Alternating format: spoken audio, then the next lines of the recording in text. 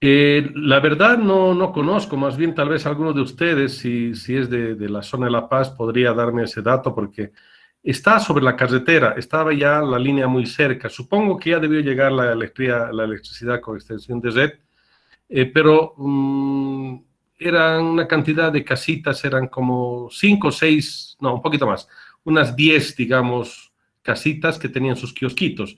Básicamente creo que no era un lugar de residencia permanente para ellos, era más como negocio. Como estaba sobre la carretera, está en realidad esa pequeña población de Pongo, está sobre la carretera, el negocio para ellos era atender con refrigerios para los vehículos, o sea, los camiones, las flotas que iban pasando. Antes de llegar a Unduabi paraban ahí porque había electricidad. En Unduabi no había todavía electricidad en esa época. Supongo que ya debió llegar la red. Ahora, cuando llega la red, lamentablemente algunos proyectos de estos los desechan. Y más bien al contrario, lo que debería hacerse es esa red debería ser alimentada con estos proyectos, con estas centrales hidroeléctricas. Por muy pequeñas que sean, pueden dar energía eléctrica y más bien venderle energía eléctrica, digamos, a la empresa distribuidora, como por ejemplo Elfec.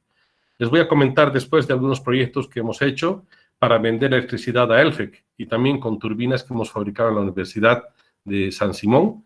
Hemos fabricado una turbina Michel Banqui, por ejemplo, donde hemos demostrado que con una turbina pequeña se podría inyectar energía eléctrica a la red de Elfec y una empresa privada hizo su contrato y después instaló una turbina más grande. Hicimos una central de 185 kilowatts y luego una de 6.000 kilowatts, donde ya se estableció como negocio de los que tienen una central vendiendo energía eléctrica a Elfec.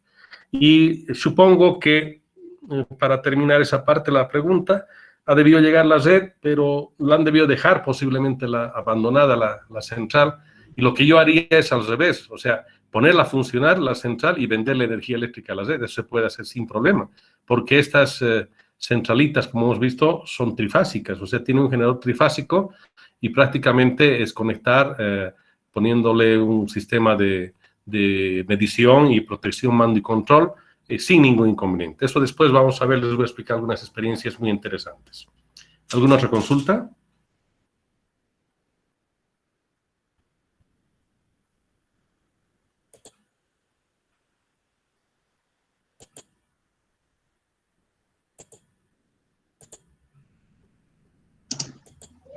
Ingeniero, buenas tardes o buenas noches. Si digamos, Sí. alguno de nosotros se animaría a hacer una central eléctrica de ese tipo, eh, en la parte legal, o sea, ¿tendríamos que tener permisos de parte de alguna entidad estatal o cómo sería el accionar? Bueno, resulta que para el caso de los aprovechamientos hidráulicos, el principal problema es la obligatoriedad de tener que hacer un trámite y una aprobación de los gobiernos municipales. Los recursos renovables, en particular los recursos hídricos, tienen que ser tuición de los gobiernos municipales y obviamente a nivel estatal tenemos el gobierno central. Si tú quieres utilizar esas aguas, primero tienes que disponer de una licencia ambiental y de un permiso de la comunidad. Antes era mucho más simple. Suficiente con que haya un proyecto y era aprobado a través del Ministerio de Energías, prácticamente eso continuaba sin mucho inconveniente, obviamente conversando con la población. Pero si es que la población decide para ellos hacer el proyecto, igual tiene que haber un trámite porque el recurso hidráulico tiene que ser aprobado en su uso por los gobiernos municipales inicialmente. Después debe pasar los trámites de los ministerios correspondientes. Hoy en día es un poco más complicado. Ahora, si uno quiere hacer una inversión privada, indudablemente lo primero que va a tener que hacer es lidiar con el proceso legal. Ese es el primer tema que hay que salvar, la parte del uso de los recursos hidráulicos que queremos utilizar. Si bien después se los devuelve, pero, o sea, el recurso hidráulico se lo devuelve después de turbinar el agua, pero ese tramo que se está utilizando no estaría utilizando, o sea, no sería la corriente natural. Estamos desviando parte del caudal y eso puede afectar a la cuenca o el sector donde se haga la central hidroeléctrica. Obviamente se deja un caudal que se llama caudal ecológico, un margen determinado para que no afectemos a la flora y la fauna que están alrededor de de ese recurso hídrico, pero indudablemente el problema principal es el uso legal de las aguas. Después, no hay mayor inconveniente desde el punto de vista técnico, hasta 1000 kilowatts hoy en día, en principio solamente era hasta 300 kilowatts según la ley de electricidad, ahora es hasta 1000 kilowatts que un emprendimiento puede decir yo quiero generar energía eléctrica y vender a la red, tener un comprador en bloque, ¿no? O sea, energía en bloque. Eso se puede hacer solamente con un trámite de un permiso, un registro que se hace ante la Autoridad de Fiscalización y Control Social de Electricidad. Para niveles por encima de 1000 kilowatts ya necesita una licencia. Y la característica de decir se puede vender en bloque es que si nosotros generamos energía eléctrica y no somos una empresa autorizada para vender a terceros, no podríamos vender nuestra electricidad, porque tendríamos que obligadamente vender a una empresa distribuidora que esté avalada legalmente. Esos serían los pasos y los inconvenientes. Hasta 1000 kilowatts yo podría generar si logro pasar en la parte legal del uso del recurso y venderle, por ejemplo, a ELFEC. Y ese es un gran negocio. Normalmente todos los que trabajan en turbinas hidráulicas o sistemas hidráulicos, con lo que sueñan es tener una jubilación teniendo una central hidroeléctrica que les genere energía eléctrica día y noche. Estas máquinas trabajan 24 horas al día y durante todo el año, con obviamente paradas para mantenimiento, por supuesto, ¿no? Pero es una máquina que funciona años, 20, 30, 40 años sin problema, con un mantenimiento no muy complejo, y pues es un gran negocio. Después les voy a explicar también cuando veamos cómo seleccionamos turbinas y el tema de precios, cómo seleccionamos por la parte de ingresos. Indudablemente es no solamente un aporte, digamos, al sistema eléctrico, sino también se puede ver como un negocio. Bien, ¿alguna otra consulta? Ay, ingeniero, buenas noches. Una pregunta. ¿Tiene más o menos alguna especie de presupuesto económico sobre cuánto cuesta la construcción de una planta así? Bueno, en realidad es variable dependiendo de la cantidad de obras civiles. La mayor cantidad de dinero que se requiere en presupuesto para estas centrales es en las obras civiles. O sea, una obra de toma, digamos una mini represa, ¿no? No estoy hablando de represa, sino solamente un asud de derivación, una obra de toma simple. Luego los canales, todo el sistema de la tubería. Esa parte es la parte mayor del presupuesto, es más o menos 70% del presupuesto. Ahora, la parte del equipo electromecánico más las redes eléctricas ya llegan a tener un precio un poco más bajo, hacen el 30% de lo demás. ¿Y de cuánto más o menos estamos hablando? Normalmente se utiliza un valor de un indicador de $1000 por kilowatt instalado como un precio más o menos razonable en centrales relativamente grandes. Estamos hablando de 10.000 kilowatts hacia arriba, ¿no? O sea, 10 megas o un poco más. Para centrales menores a 10 kilowatts, o sea, 10.000 kilowatts, 10 megas, estamos hablando, por ejemplo, como esta centralita de 5, de 10, de 100 kilowatts, normalmente se puede aceptar hasta unos $3.000 o $3.500 por cada kilowatt instalado. Entonces, estamos hablando de que si tenemos una central, digamos, de 10 kilowatts, estaríamos hablando más o menos de $35.000 para la inversión total en una centralita de ese estilo. Y tomando en cuenta obras civiles, equipo electromecánico y todo, ¿no es cierto? Ahora, si hay que hacer extensiones de red muy largas, ahí ya el precio varía. Pero normalmente, diríamos, en resumen, para centrales grandes, unos $1.000 por kilowatt instalado. Para centralitas pequeñas, más bien al contrario, un precio más alto. Estamos hablando de hasta unos $3.500 por kilowatt.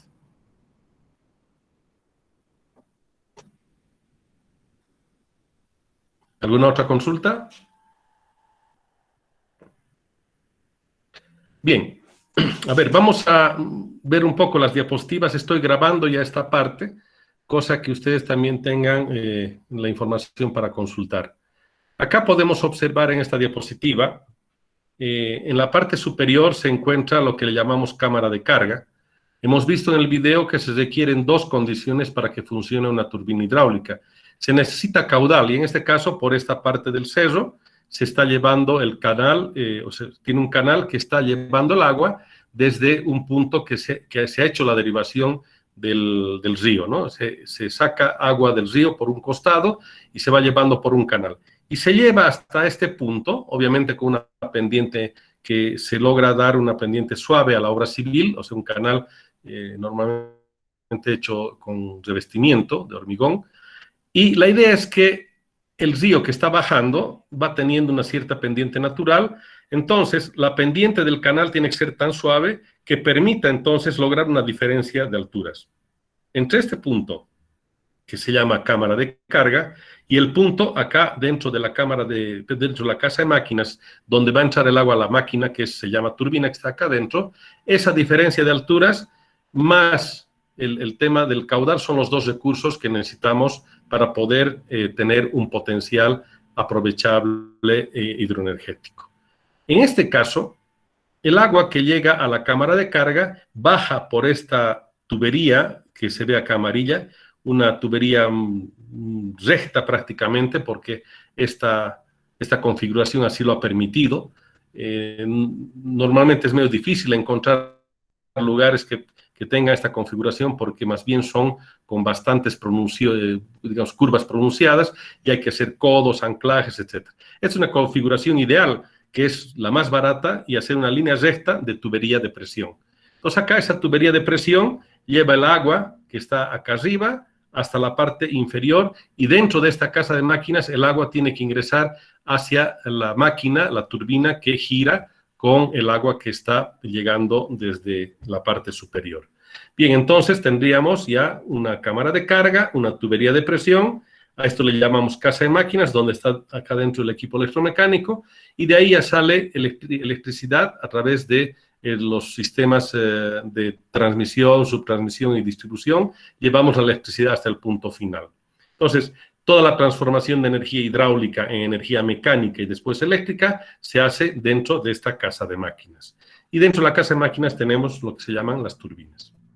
Bien, vamos a ver, por ejemplo, las turbinas Pelton. Acá les voy a mostrar turbinas Pelton. Para empezar, esta que tiene dentro de la misma máquina, tiene dos rodetes. Estos rodetes son los elementos principales de la turbina. Acá tendríamos sobre un solo eje, acá por ejemplo tenemos un solo eje, dos rodetes montados sobre el eje. Es muy poco usual tener esta configuración, normalmente solamente se tiene un rodete, pero en este caso dos. ¿Y por qué dos? Porque se puede tener mayor cantidad de caudal, entonces cuando se tiene una cantidad de caudal mayor, se abre una segunda boquilla o inyector y recién hace que ingrese el caudal hacia la segunda rueda. Normalmente estas configuraciones no son muy utilizadas, más bien se prefiere utilizar un solo rodete y varios inyectores. En este caso, este tiene un rodete con un inyector, acá otro rodete con otro inyector. Entonces tendríamos dos rodetes y dos inyectores. De cuenta de eso, sería mejor tener un solo rodete, pero más inyectores, como vamos a ver después. Bien, entonces, la turbina, en este caso tipo Pelton, se caracteriza por tener el rodete, que es la parte importante, un eje de sostén y prácticamente la estructura o carcasa que lo va a mantener fijo. Y después, para alimentar con el agua, serían las boquillas o inyectores. Acá podemos observar en esta figura, en esta fotografía, una tapa de estas turbinas ya antiguas. Al fondo se ve un poco parte del generador eléctrico, y acá estamos viendo parte de la turbina Pelton. Vamos a ver acá con mayor detalle. Por ejemplo, en este caso vemos el plano al lado izquierdo y la turbina en este lado derecho. Les decía, por ejemplo, acá tendríamos el rodete de una turbina tipo Pelton, pero en vez de tener dos rodetes, mejor tener uno solo, pero tengo 1, 2, 3 y 4 inyectores. ¿Para qué tenemos más inyectores? Cosa de tener mayor cantidad de caudal y podemos ir aumentando. Entonces, abriendo más inyectores, hacemos que ingrese más caudal y, por tanto, la potencia va a aumentar. Porque la potencia es directamente proporcional al caudal y la altura, como vamos a ver después en la parte teórica, y eso quiere decir que la altura se va a mantener fija, la altura no cambia, porque hemos visto que viene de la cámara de carga y esa cámara de carga está anclada en el cerro. Esa no se va a subir ni bajar. Y la tubería de presión está conectando, es algo sólido, entonces la altura no va a cambiar, va a ser constante. Lo que va a cambiar es el caudal, y el caudal podemos entonces modificar con mayor o menor cantidad de inyectores. y abriéndolos en función de la cantidad de caudal que necesitamos. Acá, en este plano, podemos observar el rodete que está acá, el rodete de la turbina Pelton, y tendríamos 1, 2, 3, 4 inyectores. Pero no tenemos 4 tuberías de presión. El fluido, o sea, el agua, llega por una sola tubería de presión y se distribuye a través de un sistema de ductos que van a llegar a los inyectores. En este caso, entonces llega el fluido por una sola tubería de presión y después se bifurca hacia 4 inyectores. Acá vemos una turbina Pelton con ya mejor detalle. Acá podemos observar, este es el rodete, lo que vemos en café y amarillo. Estos álabes, o les llamamos en la jerga las cucharas, estas cucharas acá tienen hacia la parte central, o sea, la rueda central, tienen un sistema de sujeción con pernos. Cada cuchara o cada álabe tiene 2 pernos que mantienen fijada la cuchara hacia la rueda, ¿no? Entonces, estas cucharas, si es que se dañaran, se pueden cambiar. Solamente se sacan los pernos y se cambia cada cuchara, porque a veces tenemos problemas de que ha entrado una pequeña piedra que ha impactado y ha dañado, o solamente por desgaste de abrasión clásica, porque entra también arena o algún material abrasivo. Si es que no está bien purificada el agua, va a producirse desgaste. La característica entonces de esta turbina tipo Pelton es que los álabes, o sea, las cucharas, pueden ser cambiables. Este rodete, fíjense, es un solo rodete, está sentado sobre un eje, y acá tenemos asientos de cojinetes, unos cojinetes con lubricación forzada, obviamente, cojinetes de media luna, que acá está desarmado, ¿no? Este eje está acoplado a un generador. Este es el generador eléctrico. El generador eléctrico, en este caso, en función de la cantidad de números de pares de polos, va a tener que rotar la turbina para poder generar una energía eléctrica que cumpla los criterios de tensión y de frecuencia, fundamentalmente. La velocidad de rotación en las turbinas hidráulicas es fundamental para mantener la frecuencia eléctrica siempre constante. En el caso boliviano, la frecuencia eléctrica que nosotros tenemos por ley es de 50 Hz, o sea, 50 ciclos por segundo, que sería la frecuencia eléctrica de la red nacional.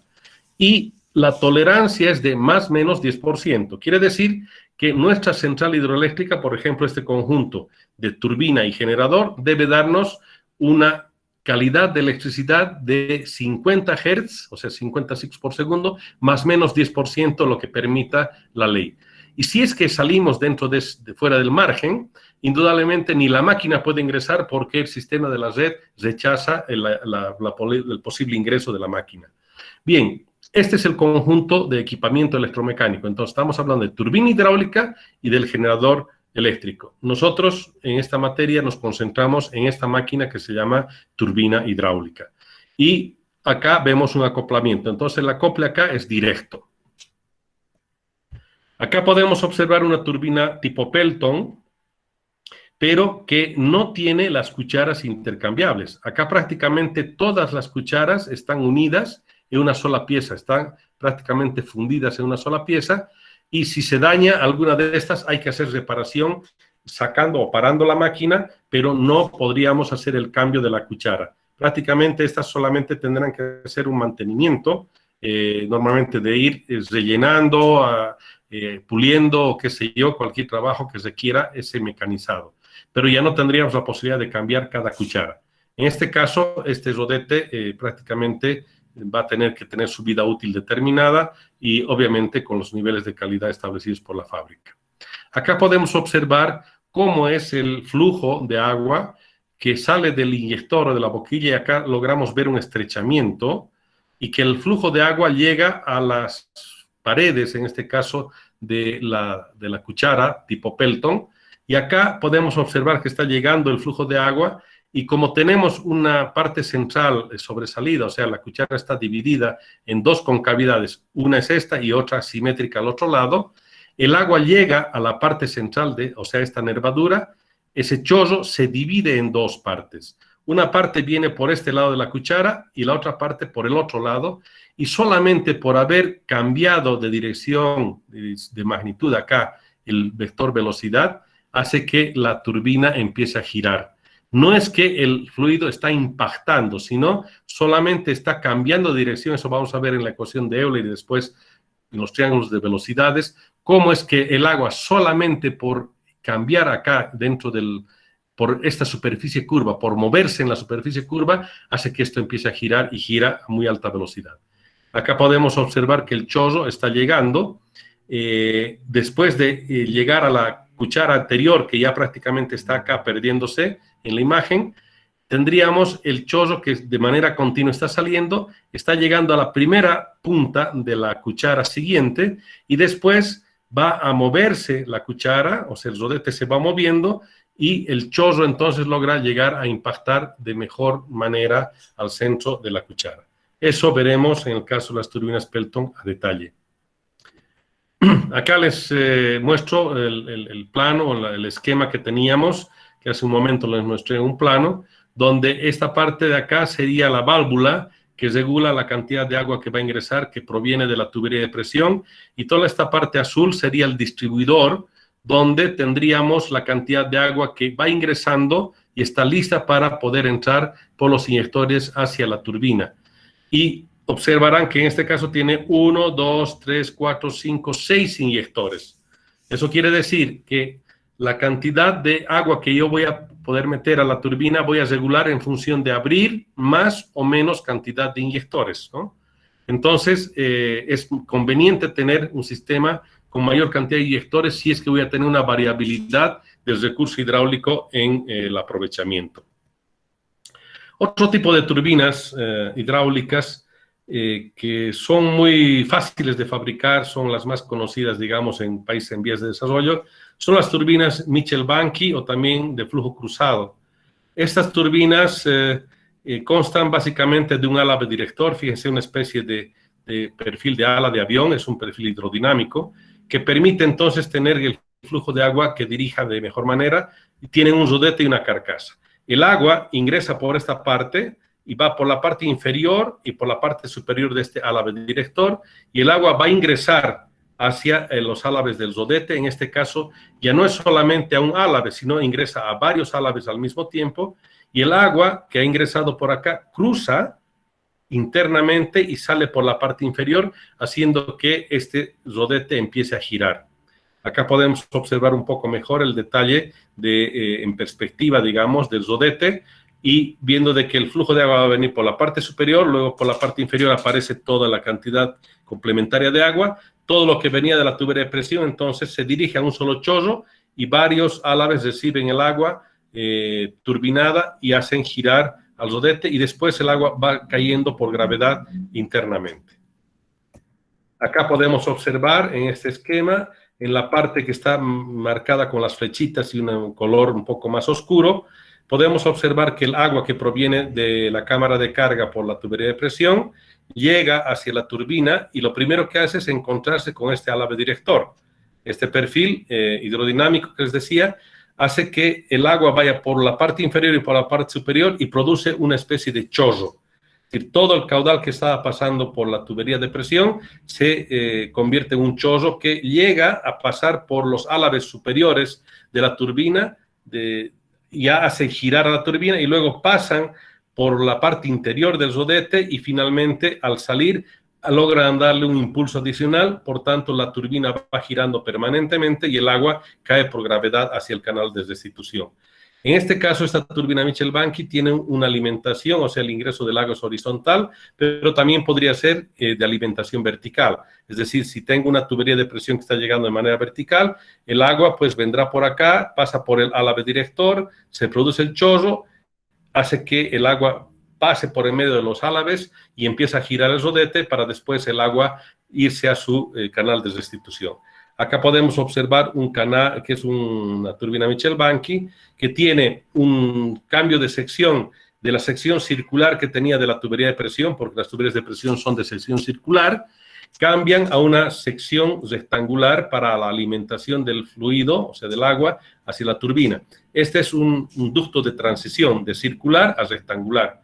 Y el agua ingresa en este caso en una alimentación con un álave director que está partido acá en dos, un tamaño de 2/3 de largo y 1/3. Y por tanto, estos álabes, estas dos partes del álave director se pueden manejar independientemente y se puede definir que vaya a ingresar el agua o en los 2/3, quiere decir solamente entra estas dos partes del ancho del rodete, o en 1/3 si hay poco caudal, o finalmente si tenemos todo el caudal, abrimos los dos álabes directores para que ingrese 3/3 del caudal, quiere decir el caudal total. Y el caudal total ingresa entonces por estos tres, o esas tres partes del rodete, y obviamente se produce el giro del rodete que va a ir después acoplado en el eje al generador. Acá podemos observar en una imagen de laboratorio cómo es el proceso del flujo del agua, donde tendríamos el ducto de transición, acá el perfil amarillo hidrodinámico, en celeste se puede observar en la parte superior parte del agua y por la parte inferior otra cantidad de agua, y el chorro que ingresa a estos álabes que están en el rodete hace que ya empiece a hacer girar el rodete, y luego el agua que ha logrado impactar, ha pasado por los rodetes de arriba, cruza todo el diámetro y finalmente por la parte inferior se va al canal de restitución. Por eso también, por esta razón, porque el fluido cruza todo el diámetro, se les llaman también turbinas de flujo cruzado, Acá podemos ver ese tipo de turbinas donde están las tapas laterales y poniéndose los álabes. Acá se están encajando los álabes que después van a ser soldados para finalmente ser maquinados y tener el rodete correspondiente. Acá podemos observar también en un proceso de fabricación un rodete de una turbina tipo Mitchell-Banky. Acá vemos turbina Mitchell-Banky grande, de una cantidad bastante grande de caudal que resiste esta máquina. La turbina es la máquina azul. Esta máquina amarilla es un sistema de acoplamiento, en este caso por engranes, o sea, un mecanismo de transmisión, y acá está el generador eléctrico. Acá, indudablemente, es una cantidad bastante grande de agua. Esta central es de baja caída, pero de gran caudal. Y acá una turbina tipo T12, una turbina normalizada, que vamos a ver cómo se la diseña, cómo se la fabrica, etcétera. De estas hemos fabricado también acá en el PDTF y que tienen muy buen rendimiento. De estas turbinas Mitchell-Banky, las que más rendimiento han logrado, en este caso, son estas de turbinas tipo T12, que vamos a estudiarlas con mayor detalle. Esta Mitchell-Banky quería mostrarles un poco por la característica del mecanismo, de cómo hacían antes, por ejemplo, el sistema de transmisión. Esta parte es la turbina Mitchell-Banky, pero tiene un sistema de acoplamiento por correas planas, donde tendríamos internamente entonces el rodete, y acá está el eje. Tenemos la primera etapa de reducción de mecanismo de transmisión. Acá, por ejemplo, tengo una velocidad determinada de rotación. Acá tengo un eje intermedio, donde obviamente por el diámetro, en este caso estoy aumentando la velocidad de rotación. Se cruza con el mismo árbol acá. Tengo otra polea, esta polea está girando exactamente a la misma velocidad que esta, por tanto, después de acá va a otra polea más pequeña, que obviamente lo que hacemos es que de una velocidad baja logremos tener una velocidad alta para después acoplarla al generador eléctrico. Estos mecanismos ya obviamente no los utilizamos directamente mecanismos de transmisión por engranes que permitan relaciones de transmisión más altas para poder lograr sin problema esa relación de transmisión. Pero quería mostrarles esta figura porque llama la atención cómo se las arreglaban en esa época con tecnologías relativamente mucho más baratas. Acá tenemos un sistema de la transmisión tipo T12 con correas planas, pero ya correas planas de alto rendimiento, que estas correas logran tener un rendimiento del orden del 90%. Cosa que no parece muy cierto. Ustedes han debido estudiar en elementos de máquinas que los sistemas de transmisión por correa están en el orden del 60-70% de rendimiento.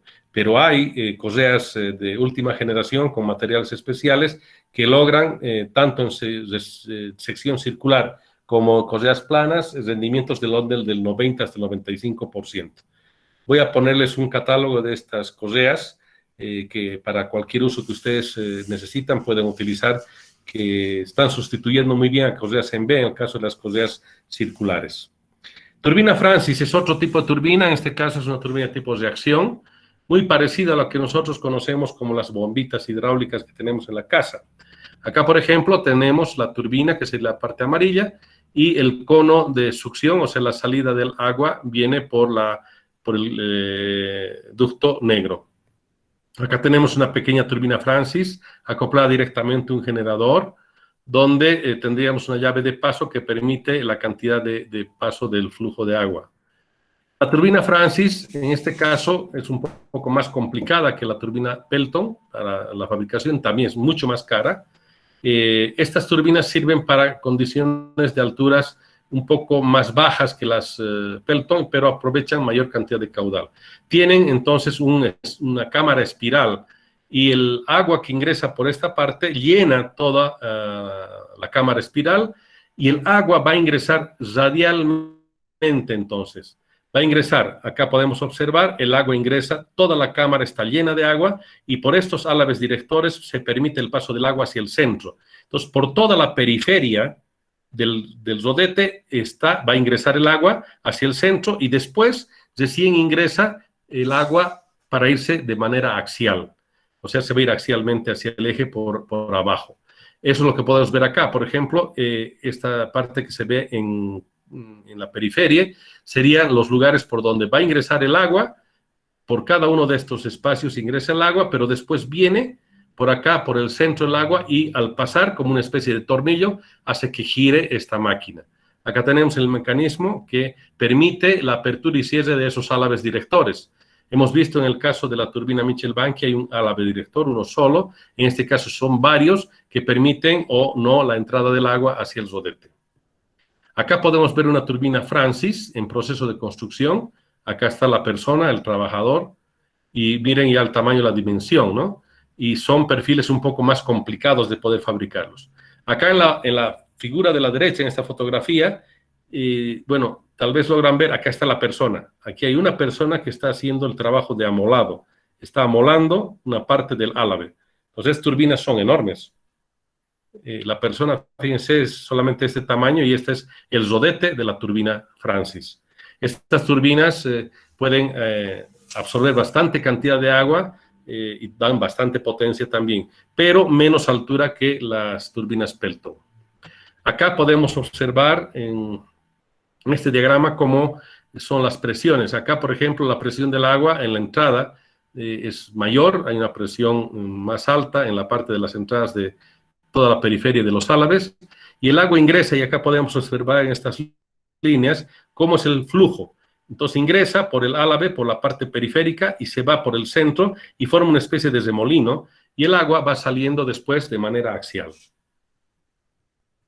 Acá tenemos otro tipo de turbinas. Estas turbinas son turbinas tipo Kaplan, hay también tipo bulbo, tipo hélice, y la característica es que estas pueden trabajar con caídas bajas, 5, 10, 15, 20 metros de altura, pero grandes caudales. Y me refiero a grandes caudales, por ejemplo, si ustedes conocen la zona del Chapare, imagínense ustedes esos ríos del Chapare, de Villa Tunari, Chimoré, Puerto Villasuel. Todos esos, un río entero se puede echar a una máquina.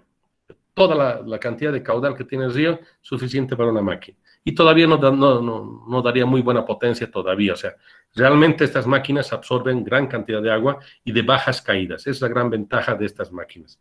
Y se conocen como máquinas de flujo axial porque el agua pasa axialmente hacia el rodete. Acá vamos a ver con mayor detalle, es el rodete de una turbina Kaplan. Es parecido a un hélice de barco, ¿no? Estas máquinas son reversibles, pueden funcionar como turbinas como también como bombas. Lo mismo una turbina Francis, puede funcionar como turbina o puede funcionar como bomba. Es la gran ventaja de estas máquinas que son reversibles. Acá podemos ver en este esquema cómo es la configuración del rodete. En este caso el rodete tiene estos álabes móviles, tiene un cono y tiene una carcasa, un soporte lateral, donde en la parte superior va a estar el eje que está accionando un generador eléctrico. Y obviamente el agua pasa axialmente y hace que se mueva el rodete. Acá podemos ver en la parte izquierda el montaje de una turbina tipo Kaplan, y aquí está alrededor de la cantidad de personas que están observando. Y vemos acá en esta otra fotografía 2 personas trabajando sobre, prácticamente montados sobre el álabe y haciendo algún trabajo en el eje, ¿no? Estas turbinas Kaplan pueden ser pequeñitas, como vamos a ver en alguna fotografía, del orden de los 500 watts, o sea, para 5 focos, o estamos hablando de 900 megas o 1 mega, digamos, o 1000 megas, como es casi la mitad de la capacidad total de Bolivia en una sola turbina. O sea, hay centrales realmente grandes con estas máquinas tipo Kaplan. Acá podemos observar, aparte del eje, este es el sistema de la caja de distribución de agua, porque el agua ingresa radialmente y después axialmente. Entonces, el agua, al pasar por los rodetes o los álabes del rodete, va a girar en la turbina y produce en la rotación esperada. Acá podemos ver unas turbinitas también de flujo axial pequeñas, como les comenté, donde ya no se mueven los álabes y por tanto son fijos. Pueden estar soldados o pueden ser hechos en fundición. Este rodete entonces ya tiene los álabes fijos. En este caso llamamos turbina tipo hélice. Son de flujo axial, pero no se mueven estos álabes porque en el caso de las turbinas Kaplan, si falla la cantidad de agua, podemos mover de una forma u otra los álabes para poder tener mejor rendimiento. Al mover los álabes mantenemos un rendimiento alto en las turbinas. En cambio, estas máquinas que tienen álabes fijos, si tienen variación de caudal, lamentablemente su rendimiento baja. Pero tampoco no baja demasiado, o sea que en realidad son de buen rendimiento. Acá podemos observar turbinas tipo bulbo, que tienen un rodete internamente y la característica es que su generador eléctrico está acá mismo. O sea, el generador eléctrico está prácticamente inmerso acá dentro del agua, obviamente bien protegido, entonces se llama bulbo porque tiene todo el equipo electromecánico dentro de una cápsula, ¿no? Entonces, en este caso, lo máximo que hay es un sistema de entrada de agua y salida de la electricidad, algo bastante más compacto. Una turbina que no se utiliza mucho y normalmente se usa para potencias pequeñas, es una turbina llamada turbo, que tiene una configuración muy parecida a la turbina Pelton, tiene álabes en un rodete que se parecen a los de la turbina Pelton, pero como si fuese la mitad de una turbina Pelton. El proceso de alimentación es con un cierto ángulo respecto del plano perpendicular acá, y ese problema de tener que alimentar el agua por un costado hace que hayan esfuerzos axiales en el eje, lo cual implica que hayan cojinetes especiales para poder soportar este tipo de turbinas. No se utilizan mucho en Bolivia, yo no conozco ninguna central de este tipo turbo, sí he visto en el Perú. Es una tecnología que los ingleses desarrollaron, pero no tienen mucho mercado, digamos, en el mundo. A eso es preferible utilizar o una Francis o una Pelton, o Mitchell Banky en último caso. Bien, también quería comentarles de las turbinas flotantes. Las turbinas flotantes o turbinas de río que se llaman, prácticamente son sistemas eólicos, o sea, es llamémosle una hélice de eólica o tipo barco, pero sumergida en el agua. La idea que surgió inicialmente fue de Peter Garman, un ingeniero inglés, que se le ocurrió en algún momento en su laboratorio en la universidad decir, a ver, si el agua tiene 1000 veces la densidad que el aire, ¿por qué entonces un aerogenerador no podría meter al agua y debería funcionar? Entonces, resulta que agarró un aerogenerador y puso en el agua, haciendo que el agua solamente haga girar, con el agua que estaba en correntía, ¿no? En escorrentía. Y vio que realmente giraba. Por tanto, decidió empezar a fabricar esas máquinas e instaló buena cantidad de turbinas de este estilo, pero inicialmente para bombear agua. Y las había instalado en el río Nilo, en Egipto. Después de eso decidió ponerle generador eléctrico y para algunos lugares donde se puedan instalar estas no requiere obras civiles, sino hay que poner sobre una barcaza. Esta imagen es parte de una tesis que hicimos acá de un ingeniero electromecánico de San Simón. Entonces, cuando yo estuve de visita en el Perú, nos dieron información sobre estas máquinas, yo vi funcionando una de ellas, y se me ocurrió darle ese tema a un tesista, hicimos la tesis. Entonces hay una tesis, no la hemos podido construir lamentablemente por falta de dinero, pero es muy fácil de poder hacer la construcción. Acá se puede ver dos imágenes de estas turbinas flotantes que solamente requieren una plataforma, una pequeña barcaza como una lancha. El eje ingresa dentro del agua, del río, y tiene que ir girando solamente por el flujo de agua. Esto es ideal para lugares, por ejemplo, de las cuencas de Beni y Pando, donde no tenemos la posibilidad de hacer represa y no habría una diferencia de alturas grande. Acá prácticamente solo por la velocidad de flujo del río es que giran las turbinas. Y en este caso, encima de la barcaza está su generador eléctrico y la transformación de energía mecánica en energía eléctrica que se produce acá, y solamente el cable es el que va a la población, las pequeñas casitas que están alrededor. Estas turbinas son de baja potencia, estamos hablando de 5 kilowatts, 10 kilowatts, pero que para algunas comunidades pequeñas puede ser suficiente.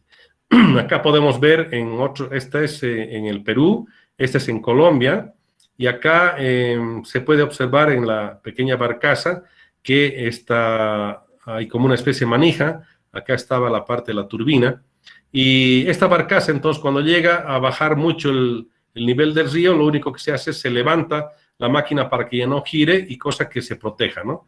Uno de los inconvenientes que tiene este tipo de máquinas es que pueden los troncos dañarla. Para eso normalmente hay que tratar de hacer una protección, cosa que si hay una riada y lleva troncos muy grandes, evitar de que lleguen a golpear con esta máquina.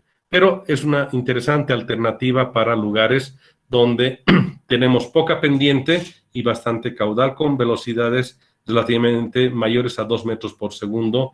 En el caso de los ríos amazónicos, más o menos cumple esa condición. Algo que también vamos a estudiar es algo importante, que es cavitación.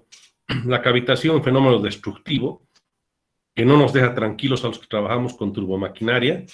Es algo que, como podemos observar acá, logra destruir, si es que no controlamos la cavitación, destruye no solamente a la turbina o a las bombas, sino también a los ductos, a las válvulas. En este caso, es cavitación producida en una válvula que seguramente no tuvieron la precaución de controlar el funcionamiento y se dañó. El proceso de cavitación que vamos a estudiar también, obviamente, vamos a ver cómo se produce. Acá hay dos formas en las que más o menos podemos observar qué es lo que pasa con un flujo de agua cuando se produce el cambio de estado de líquido, pasa a vapor por problemas de baja presión. Y resulta que hay un chorro, o sea, un jet, un chorro que logra producir una erosión. Acá, por ejemplo, observamos cómo se forma esa burbuja y al principio se pensaba que era una explosión de la burbuja, en realidad es una implosión. Acá, como podrán ver en el título, dice implosión, es hacia adentro, no es hacia afuera. Entonces, el fluido entra en la burbuja, digamos, se va formando, como podemos observar acá, y ese arrastra el agua, entonces, de afuera hacia adentro, y provoca una erosión en la pared. Ese es el caso de los microjets de cavitación. Acá podemos observar una turbina tipo hélice que está provocando ese movimiento de flujo. Debido a que hay una variación de presiones, aparecen esas burbujas que son del propio líquido. No es que ha entrado agua, sino que se ha empezado a producir un cambio de fase de líquido hacia vapor, se va produciendo una especie de saturación, y ahí es donde esas burbujas pueden implotar y producir ese daño o deterioro definitivo. Y también, algo que no nos deja tranquilos es el golpe de ariete. Si por alguna casualidad se da un cierre brusco de las válvulas, nos puede suceder que haya un movimiento de flujo interno en las tuberías y eso puede realmente destruir. Acá podemos observar dos fotografías. En este caso, esa tubería que aparece acá como si fuera un pedazo de tela, era una tubería de más o menos 1,5 metros de diámetro, que colapsó por golpe de ariete y que, bueno, ya no sirve, ¿no? Está como chatarra. Y en este caso, con un reventón prácticamente de rotura de la tubería, ¿no? Por golpe de ariete. Estos dos fenómenos, la cavitación y el golpe de ariete, son fenómenos que debemos evitar en las turbomáquinas. Bien, eso es lo que tenía inicialmente para compartir el día de hoy con ustedes. ¿Alguna consulta, algún comentario que quieran?